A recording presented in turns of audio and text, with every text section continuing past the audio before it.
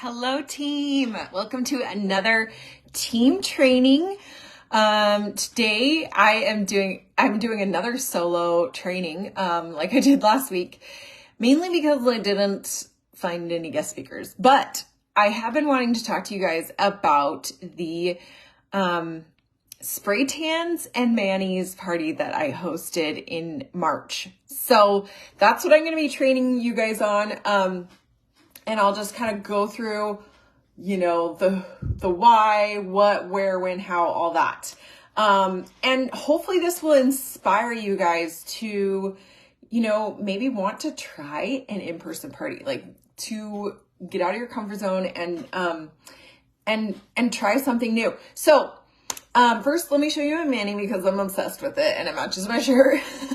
I did like a pastel rainbow mani and I'm in love. If you've never tried this, you guys need to do this. It's magic. So there's that. Okay. Also, I'm wearing the Color Street makeup line. I am wearing VIP on my lips. I'm wearing the highlighter. I'm wearing the blush. I always forget the names of the ones I'm wearing. I'm wearing the highlighter balm. I think it's Celebrity. I should have brought them out. Anyway, I'm wearing the blush that I'm obsessed with and I always forget the name. And then, sorry, my daughter's calling. And I'm wearing the, you can tell I'm wearing the highlighter because I'm wearing the balm and the powder on the highlighter. And then I'm wearing the balm and the powder of the bronzer because I just feel like they're just a good combo. So I kind of recommend doing both, like starting with the balm and then, adding a powder. So anyway, that's just a little side note, but I just want to show you that how much I really truly am obsessed with our makeup, and especially the cheek line. So, okay, now let's dive into the Spray Tans and Manis party that I had. So, this kind of all came about when I went to my friend's, birthday dinner at my favorite Mexican restaurant. And, we were all sitting around chatting and this friend of mine recently got divorced. She's a single mom now of 2 young little kids. And we were just talking about like, what are you going to, do now for some income? And she said she really wanted to start doing spray tanning. And so, hi, Jessie. And so I was like, oh, well, after our dinner, I went home and I was like, I really want to support her, because I had a single mom growing up. I have a special place in my heart for single moms. And so I really wanted to support her business and collaborate. And I'd been wanting to do like an in-person open house because I had a friend, sometimes we think that like parties are so weird. I would, who does that anymore? But I had a friend who did an open house for her clay earrings business. And I was like, wait a minute, that feels like very chill, very doable. She invited all of our friends. And I was like, sometimes you just have to see someone not in Color Street doing it to be like, oh, okay, other people do this. It's not just us. So for some reason that kind of made me feel like, oh, I could do an open house and it wouldn't feel as salesy. Cause I think we all have those fears, right? And that was one of mine. Confession, I haven't done an in-person party since like the beginning of Color Street. And, but seeing my friend do this open house with her clay earrings business where it was super chill. It was like 2 or 3 hours. You went, you looked at her earrings, you talked. It was very, casual. And so I was like, I want to do that with my nail business. And I also wanted to support this mom who has this like mobile spray tan business. So I was like, let's do a Spray Tan and Manis party. And so she was like, yes, that would be amazing. So I hosted it at my house and we happened to do it. We decided to do it on, St. Patrick's Day just for fun, but you don't have to do it on a holiday. It just made it even more fun to do it on a holiday. So I designed invitations on Canva and it said like, come to, our Spray Tan and Manis open house. There's something about calling it an open house that feels a little less, It just feels a little more casual than a party. And it's like also a little less pressure on you as the host because people can come and go. You don't have to have this like formal presentation. You know what I mean? So, anyways, so I called it an open house. I said, come support Jessa and Kelly's small businesses because I think it's important for us to remind our friends, our family, our followers that we run a small business and like we need that support, you know? And so it did say that on there. And I often will bring that up because I'm like, guys, like I'm a mom that's trying to make some money too. So, I just think using that phrase is a good reminder. And I love the phrase open house. I love saying, come support my small business. And yeah. Oh, Jamie said, I'm excited to hear this. I'm doing a Let's Get Cheeky customer appreciation open house on Friday at my house. Ooh, I can't wait to hear about that. That's exciting.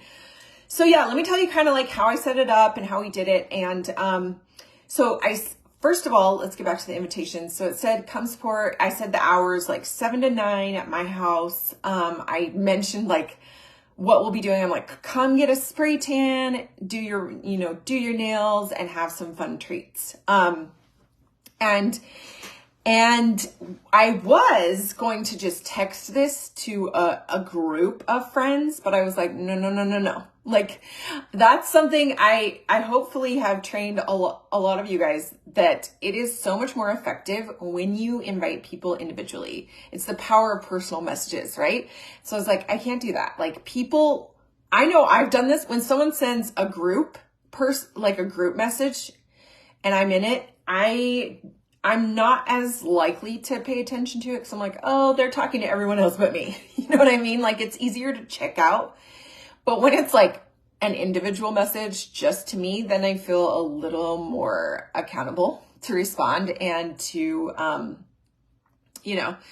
just like say yes or no.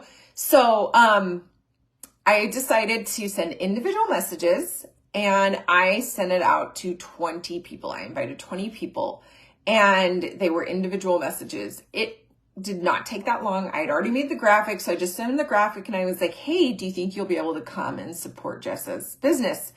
And yes, some people ghosted me. Even some of my good friends ghosted me and never responded, which is fine. It's whatever.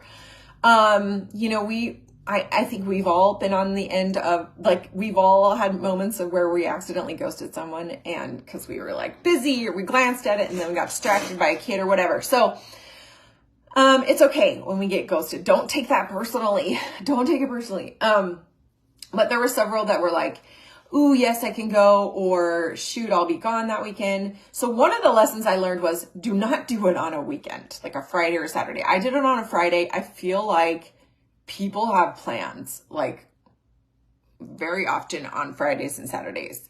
So in the future, I think I would do an open house on like a Thursday, because people are like kind of getting excited about the weekend, but they won't be as likely to have like plans on the weekend. So that's one of the lessons I learned was like, I'll probably do it on a Thursday in the future, but St. Patrick's Day was on a Friday. So I did it then. So yeah, I had several people say, yes, I'm coming. I had several people say, maybe, and some people say no, and then some people ghost me, and that's just kind of how it goes. But, you guys, I'm getting texts from 2 teenagers of mine that are like asking for money. I'm like, can you just give me a minute? Anyway, like, I need $2. Life of a teenage mom. So, oh my gosh, sorry, I'm getting distracted. Okay, so yeah, sent out 20 invitations. Only like 5 to 7 of them confirmed. And that's another thing to remember is that really only about, I would say, a third of the people that you invite are going to come. So you got to invite a lot of people. And then the day of the party, I had some fun treats. I ordered some fun, like cute little decorations on Amazon for the St. Patrick's Day. And then, just kind of cleaned up and then my friend came over with her little mobile spray tan, tent and set that up. And then I cleared off my table and put it in the living room so that people could do their nails there.